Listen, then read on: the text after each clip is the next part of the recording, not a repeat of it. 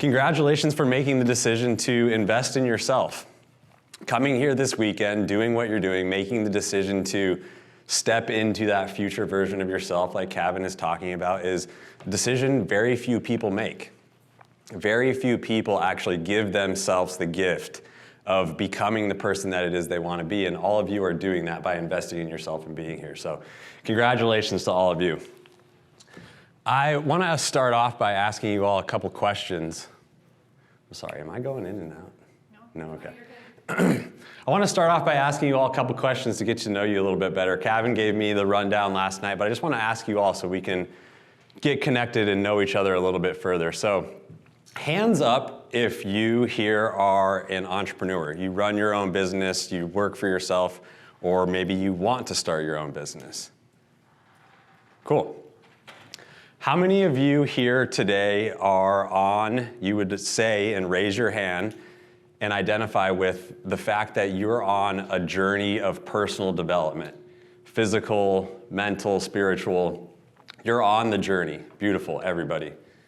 How many of you here can say that you're on the journey, but you can also recognize at the same time, you can look around in your life and they're like, there's some big changes that I still want to make. Who is that true for?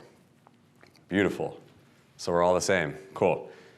And how many of you have gotten to a point in your life where you did the thing that you thought you were supposed to? You did the supposed tos and the shoulds of the world, and you worked so hard to get there, and you worked tirelessly, and you got to the place, you got to the destination where you thought you were supposed to get to, but you still felt like something was missing. Who is that true for?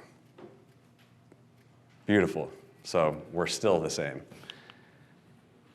The truth is, I have, as I'll share through the course of this talk, I've done things in my life that I can look back on and I'm very proud of. And when I look at these times and the things that I've accomplished, I used to work for NASA. I've been a top-level nationally ranked physique competitor. I've started a company that's at this point done really well, and I'll share the details with all of you. But there were many times in my life where I got to the place, I got to the job, I started working for NASA, and I was like, I thought this is what I was supposed to do, and I thought that I was going to feel something differently. And the truth was, many times in my life, I've just had this conversation with myself, like, am I always just gonna be searching? Like, am I gonna do the thing that I thought I was supposed to do and then just feel this sense of lack or this feeling of emptiness? Am I going to feel like I'm always searching? Like, is that my story? And the truth is, I felt that way until I learned the lessons that I want to share with all of you today. My intention today is for you all to look back on this conversation and to walk out that door, walk back into your life, and feel a deep sense of urgency to get into action now, but also remember that the person that it is you want to be can be much simpler than you think. A lot of the times we overcomplicate this, and I want you all, by the end of this talk today, to understand how simple it can actually be. I want you to walk out of this with a framework for understanding that you are much closer to living your purpose in your life than you may actually think you are. I want to start here, though. Does anybody know where this is? This is Boulder, Colorado. It's beautiful. So those are the Flatirons. When it snows, it's beautiful. And I went to school in Boulder, Colorado at the University of Colorado. I studied mechanical engineering with a specialization in aerospace engineering. And my years in Boulder, Colorado were years that sparked the entire journey to get me to where I am today. But it started on April 25th, 2012. And on April 25th, 2012, I laid in a hospital bed, and my parents were standing over me. A doctor was standing over me, And the doctor asked the question. He says, Joe, we're going to start to run some tests. Is there anything that we're going to find in your system? And a better question was, is there anything we're not going to find? The truth was, the night before, I had tried to commit suicide, and I was under 24-hour watch in the hospital. And as my parents stood over me, and I answered the question as to what they were going to find within my system, I saw the life just get sucked out of my parents. And not only did they recognize that they almost lost their son, but their son had completely lost himself. I was living a life of separation of the person that it is that I actually wanted to be and the person that I actually was. And that dissonance caused so much anxiety. And it ultimately led me to a very dark place, a dark place that nearly ended my life. And after that day, the weeks and the months and the years were a very difficult time for me.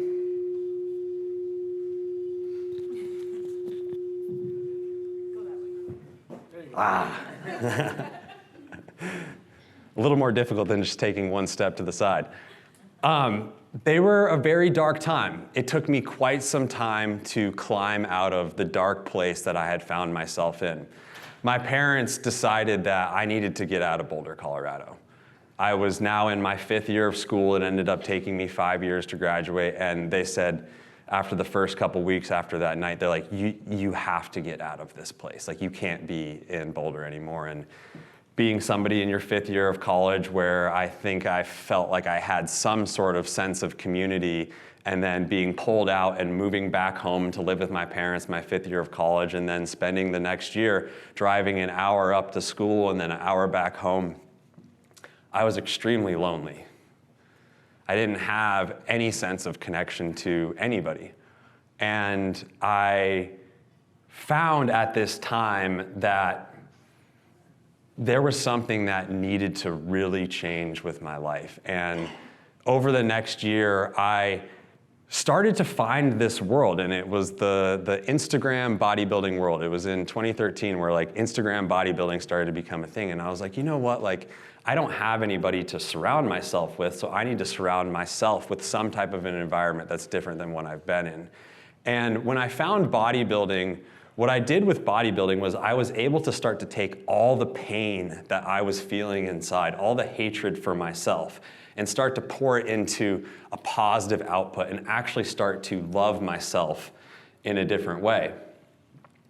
And at the same time as I ended up graduating and getting a job at Lockheed Martin and contributing to projects that, as I reflect on, sound like they're pretty incredible, I was still searching. I've contributed to projects that orbit Mars, that are on the surface of Mars, that orbit Jupiter, and are taking the next astronauts to the moon. Sounds pretty great, right? But the truth was, I showed up to my engineering job and I sat in my cubicle every single day and I clicked away at the buttons and I hated it. I didn't want any of it. And the $100,000 in debt and the hours and everything and the supposed tos and the outside world saying, oh, like, he's like got it all. Like, he's got the looks and he's got the girlfriend and he's got the job. I didn't want any of it. And I was still searching. And as I found the bodybuilding world, I was pursuing this bodybuilding world, and then I was pursuing and continuing to climb the corporate ladder. I started to meet a lot of people in the bodybuilding space that had similar stories. They found bodybuilding, they had worked through or gone through something very difficult, and they found physical transformation as an output for them that actually started to make them feel differently. They were moving their pain into some type of other purpose. And as I met these people and actually started my own podcast, I started to have conversations with people and started to feel like I was having this like tangible impact and connection with other people. And then I would go to my job and I would work the 60 to 80 hours a week and I would just click away. And I was like, fuck, like, what am I doing? Like, I don't enjoy this at all. Like, what is this game I'm playing of the shoulds and supposed tos? And This path continued for about 5-6 years, and I would get the 2% raises every year, and I would keep going for the next promotion, and I would change jobs, and I felt like, okay, like now that I have this position, like I'm gonna start to I'm actually feel like I'm doing something with my life, and I'm gonna feel like, okay, I'm living on some type of purpose, but that never came. And what I recognize is that at that point in my life, how I lived was for everybody but myself. I lived by the shoulds and the supposed tos of the world. And as I was pursuing both of these lives, I started to feel like there was this opportunity, because I would podcast with people and we would talk about their pain, turning it into purpose. We would talk about how they optimize their body in several ways, and we would run podcasts, and then we would get off the podcast, and they had seen me on social media posting things about cannabis and CBD, and we would talk about it off of the podcast. And I was like, why aren't we talking about this on the podcast? Like, I think we could actually help people. And the truth was, it was because that conversation just stays in the shadows. Like, we're not supposed to talk about that.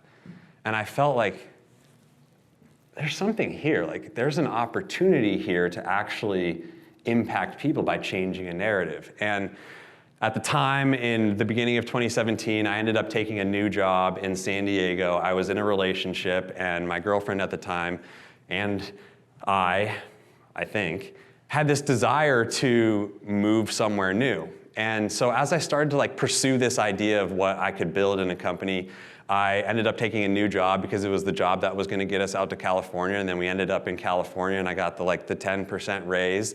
And we ended up in a place where I didn't really have any friends, but I had the relationship. I was back in a job where now it wasn't giving me much time to actually pursue something that I felt like I could actually create. My relationship ended up falling apart. As I was working with this new team at this company, I wanted to be an integral piece of the team as quickly as possible. So I wanted to show up and provide value. And we got to this point where my boss and I were just butting heads. And the truth was, now that I look back on this story, I think that he could actually recognize that I didn't want to be there. And now that I look back at that, I'm like, oh, it makes complete sense. And I used to always question, it's like, why was that guy such an ass to me? Like, fuck that guy. But I guess it was me. And the truth was, one day, he ended up not inviting me to a meeting. I was supposed to present to Facebook, which was one of our clients at the time, the next day. And the next day, I completely bombed the presentation. I wasn't in the meeting. I was like, dude, I didn't get those updates. What the fuck's going on? And he just belittled me in front of the entire team. And I was like, I walked out the door, and I ended up driving home right then. And I was sitting in traffic. And as I was sitting in traffic, on the way home, I just stopped at one point. I was just pounding my fists on my steering wheel. I was like, why the fuck am I doing this? What am I doing with my life? I'm back in this place. And the truth was, I was back in a dark place. I was starting to feel depressed again. And I could recognize it because I had been through it years before. And the truth was, there was something that I wanted, and then there was the life that I was actually living. And I went and saw an employee services therapist. And the first time I saw that therapist, we talked for about 45 minutes. And I was sharing everything that I just shared with all of you. I was sharing what was going on in my life. My relationship had then ended. I shared that I had taken this position to get us to a new place, and I was on a contract that if I had to quit, or if I was going to quit, I had to actually pay them back $13,000, which was my signing bonus, and then I had to pay them back the relocation fee. So I just felt trapped. I was like, I don't know how to get out of this. And then I told him about this little idea. And he goes, Joe, will you just stop there for a second? I just need to stop you. You're just talking in circles, and I want to stop you. And he turns to his desk, and he pulls out a card, and he writes something on it, and he hands me the card. He hands me the card, and I flip it over and I look at it. He's like, Joe, I'm going to give this to you, and I don't know if you're going to come back as a client ever again, but you need to just give this to yourself. And I flip over the card and I look at it, and it just says permission. He's like, Joe, you're looking for permission from everybody in the outside world, but the only person that's going to give yourself permission is yourself. I was like, yeah. That night I left, and I put in my letter of resignation, and the next day I woke up and I had this $13,000 signing bonus that I had to pay back. I had the relocation fee. I was living in Southern California. I had about 2 months worth of money in my bank account. And I woke up the next day without a job, without a relationship, without any friends, and not very much money, but I had never felt more free before. And that was in September 2017. At the end of September 2017, I started to put this idea into action. Lauren and I were talking about this last night, so I had to put these photos in here. My company, Cure Nutrition, started here. It started in 2017 at the Olympia Expo. I'm walking around with that's basically like a drug baggie, stapled to a business card. I don't know if anybody has been around the Cured company since the very beginning, but did anybody ever see the spices that we made in the very beginning? We would make spices and we put CBD in them. They had great properties and helped people recover, and people season their food. Did anybody get those? Okay. That's where it started. And Kevin couldn't have teed this up any better, because like literally that's where I started. I started with the drug baggie and the Yeah. Like, look at that promotion right off the bat. And now today, 6 years later, today actually exactly, like we're celebrating our 6th birthday today, we have now built a company that's served over 125,000 people nationwide. We maintain 2,100 active subscribers every single month. We're going to do about $200,000 worth in revenue this week. Our top 100 customers have paid us $3,792. Our average order value is around $85, so people have placed 45 orders with us. That's a lot of orders. And we've partnered with hundreds of the industry-leading professionals, from personal development to health, fitness, nutrition, whatever it is. And we've created a community and a company that I couldn't be more proud of. But the journey from here to here, and the lessons that I learned within that journey, is what I want to share with all of you today. So when we first started the company, September 2017, we did a couple $1,000s worth in revenue. The next month we did 10, maybe 15,000. By November of 2018, we did $286,000 in revenue in that month. And I felt like I was on a rocket ship. I also felt like I was in control of the world.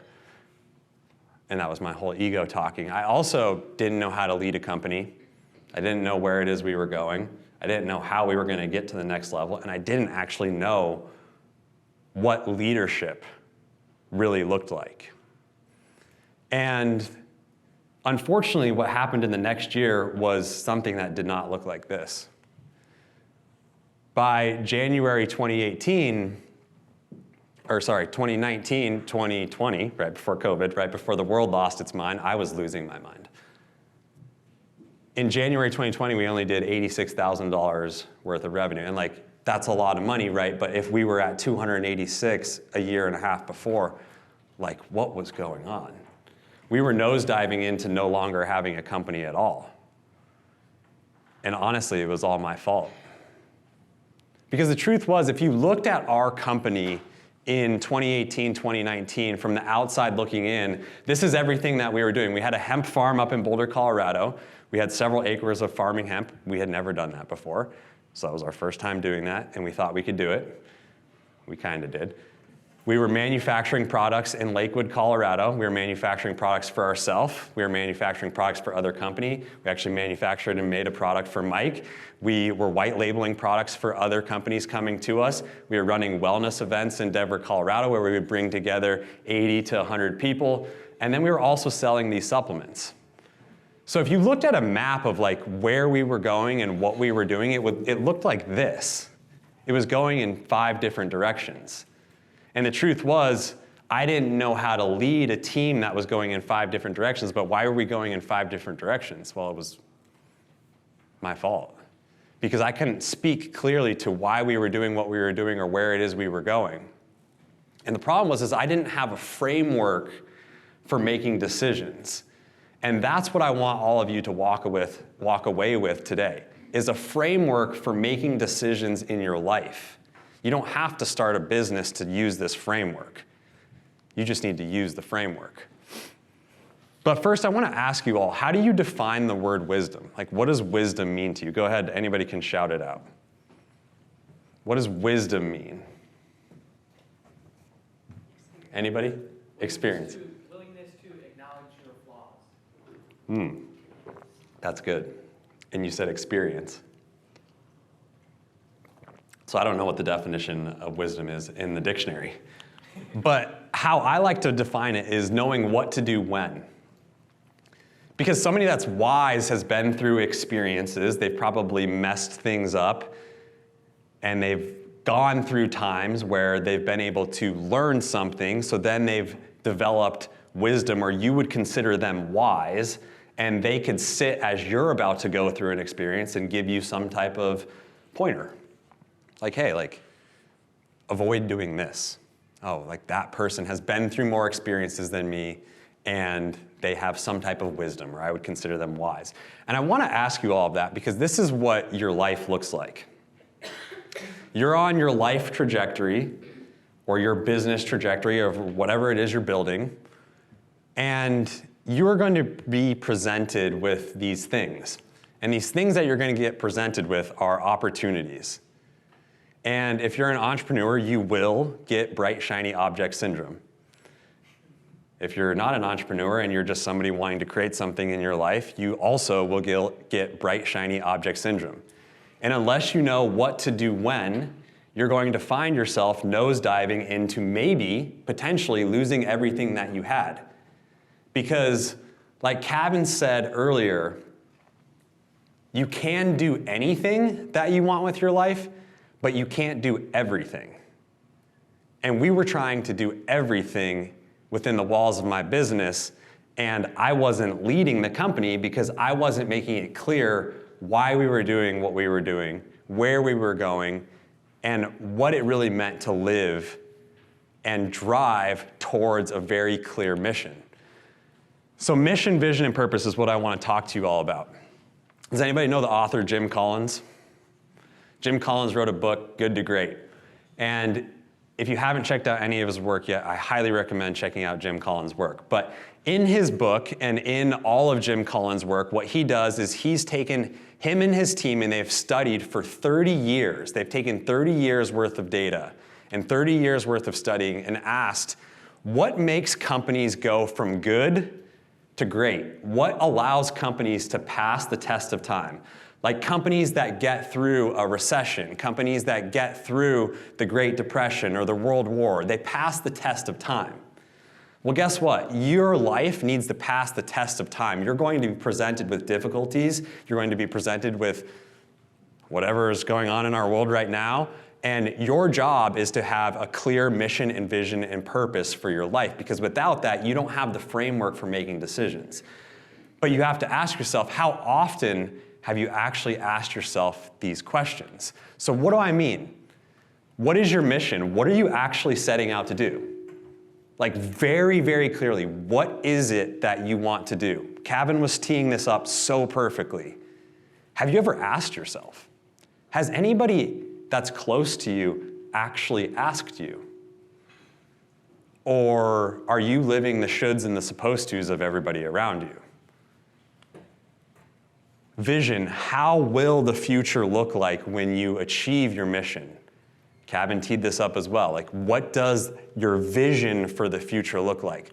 But most importantly, purpose. Why do we need to do this? Like, why is it important that we set out on this trajectory right now? You see, I didn't think about any of these things when we were rocket shipping to up to $280,000 per month. And the truth was, the only way that I was going to get my company to survive this nosedive into nothing was to get extremely clear and remember, why did I ever set out to do this in the first place? So I want to give you all an example of what mission, vision, and purpose looks like. And the clarity of this is the thing that allowed me to completely restructure my company.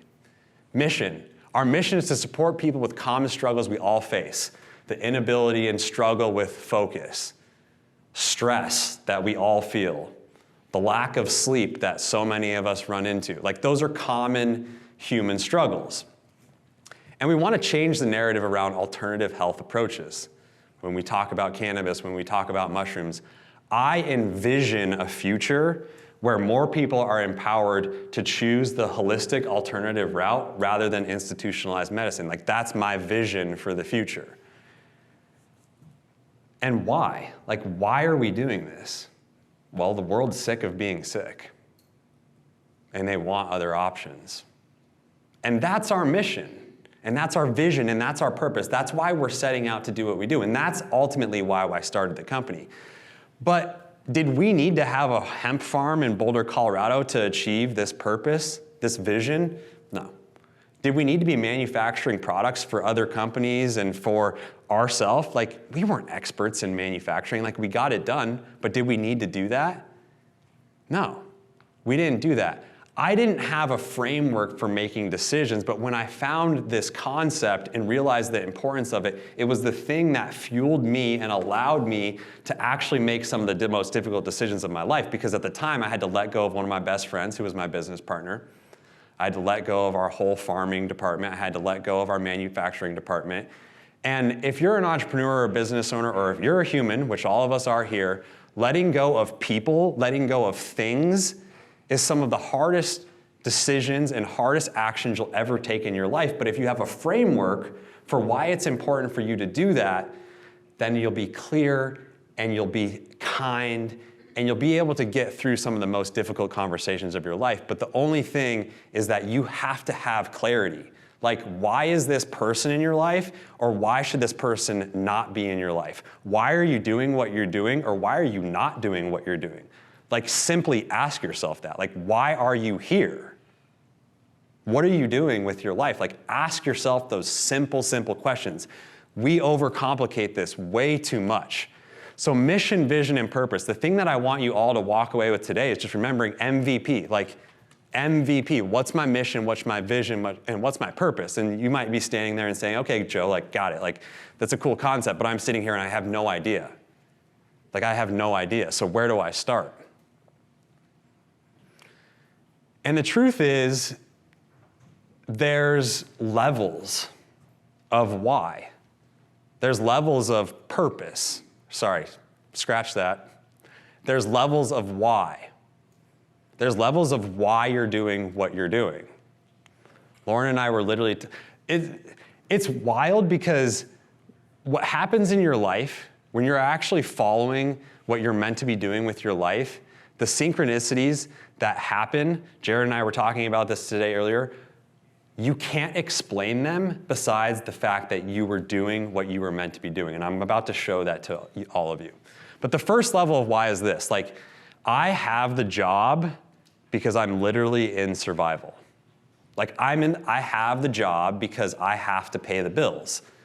And the truth is, these levels of why are not meant to make you feel any way besides just owning that that's true for you, because it's okay. It's okay to understand that you're just in survival, but you have to be honest with yourself that that's the truth. We just have to be honest. Like, I have this job, or I'm in this place, or I'm living where I am just because I'm trying to survive. And if that's why, that's okay. Just own that that's true and know that there are other levels of why for you to move through. And I have to credit Patrick Bet-David for this. In his book, The Next 5 Moves, he teaches this. The next level of why is status. So you get the position, you become the engineer, you become the doctor, you have the title, you're the nurse, and you're doing that because guess what? You're playing a status game. Your why is because you wanted the label, and you're doing what I was doing in my engineering career. Like, great, I made some good money, but like, why was I doing it? Because I thought that getting there and getting the label, getting the status was going to actually start to make me feel some sense of fulfillment, some sense of internal peace. But after status actually comes freedom. That's the next level of why. Like, why are we doing what we're doing? Well, I quit my job because I wanted to be an entrepreneur because I didn't want to answer to anybody else. Was that the actual reason? No, but like, I wanted the freedom of not answering to anybody, but that's not the ultimate level of why. And freedom level of why is actually a little bit selfish. In the book, Patrick Bet-David talks about living in a community where you feel like it's safe for your kids to play outside. Like, that's free, right? But that's just about you and your family. So the ultimate level of why is purpose. And so I talk about mission and vision and purpose, but purpose is the thing that we're all trying to figure out. And I have a gift for all of you. Because when I realized this, I realized that I overcomplicated this as well.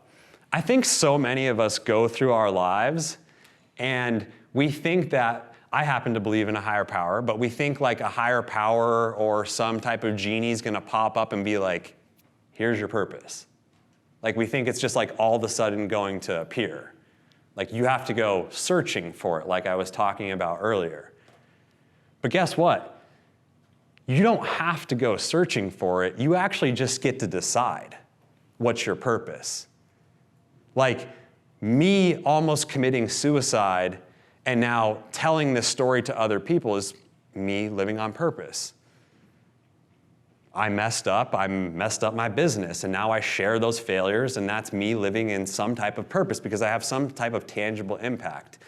And so you get to decide what you've been through and understand that, like Ed Milet says, is you're most qualified and capable of helping the person that it is you used to be, right? Because you used to be that person. You're not better than that person. You literally just used to be that person. So, okay, I can decide my purpose. I'm on this personal development transformational journey, and as I learn new things, I can go share that with other people, because as I learn new things and as I transform my life, well, if there's nobody else around me that's wanting to do the same thing, that's kind of a lonely place. So as you go on the journey, you're then pulling people along with you, and that could be part of your purpose. But you really do get to decide. And I want to prove this to you in a different way, that you living on purpose and having an impact can be much simpler than you ever think, and the effects could be more profound than you could ever imagine. So this text message, "Hi Joe, how's the world today?" I received that text message on April 25th, 2012. And I received that text message from somebody that I don't know if he knew how deeply he was living on purpose. See, the truth is, I've told this story a lot about almost committing suicide, and it's actually helped me build a lot with my life. It's helped me connect with people. It's helped build my business. It's helped build some type of a community through podcasts and Instagram. And I've been asking myself recently, my wife and I talk about it, and like, one of the things that I want to continue to do with my life is to continue to speak. Like, I really enjoy getting up on stage and speaking. And at one point we were talking and I was like, I don't know if when am I going to stop telling the story of almost committing suicide? Like, is it still tangible? Is it still something that I should be sharing? And I was wrestling with it a couple months ago. Like, maybe I'll just stop telling it. Like, I'm going to move on from it. And it wasn't until I reread this book,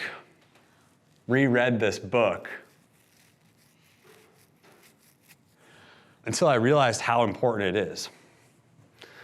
So Dr. Benjamin Hardy wrote a book called The Gap and the Gain. And I read books in this way. I like to fold the top corner to know where I am. Or if you have the loose cover, I put the loose cover in. I don't know how you mark your books, but that's how I mark my books. But if there's something important that I want to go back to, there's something that I want to okay, I'll pull this book off the shelf. I can look at the bottom and I can see the bottom of the page that I folded. I'll open up and there'll usually be something highlighted. But as I reread The Gap and the Gain, I got to this page 73 and I had folded it. And I was like, why did I mark this page? And I read this. I go, in the 1946 Frank Capra film, It's a Wonderful Life, an angel named Clarence appears to a man named George Bailey who is about to jump off a bridge and end his life. Clarence takes George through a spiritual tour of the world as it would have been had George never been there.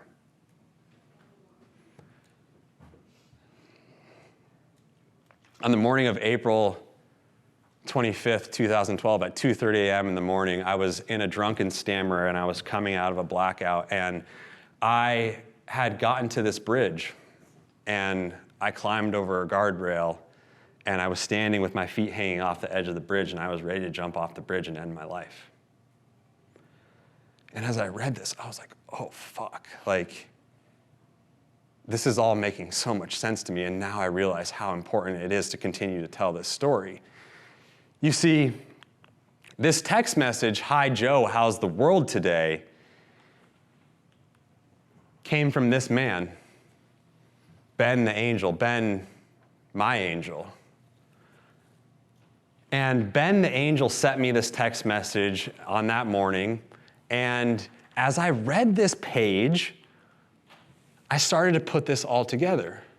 I was like, Clarence takes George through a spiritual tour of the world as it would have been had George never been there. Was Ben Clarence? Why the fuck was Ben underneath that bridge? Ben was sitting underneath the bridge at 2:30 a.m. on a Tuesday morning, sitting down there on the rocks, doing something. Like, it was a Tuesday morning. Like, why was he there? And did Ben realize, like, had he seen It's a Wonderful Life before? And did he see that it was his opportunity to be Clarence? And why the fuck was he why was he under the bridge that night? Like, I started putting this all together a couple months ago, and I was like, oh, like, this is why it's so important. Because you know what? You know what Ben was doing at 2:30 a.m. underneath the bridge on a Tuesday morning in April 2012? Ben was sitting there watching the river go by, getting inspiration. Ben's an artist. He was writing poetry. He was living on purpose. He was listening to what he wanted to do with his life.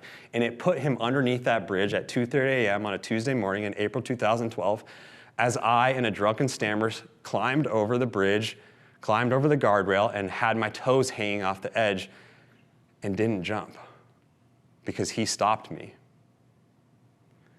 And you see, this is what I want to leave you with all today.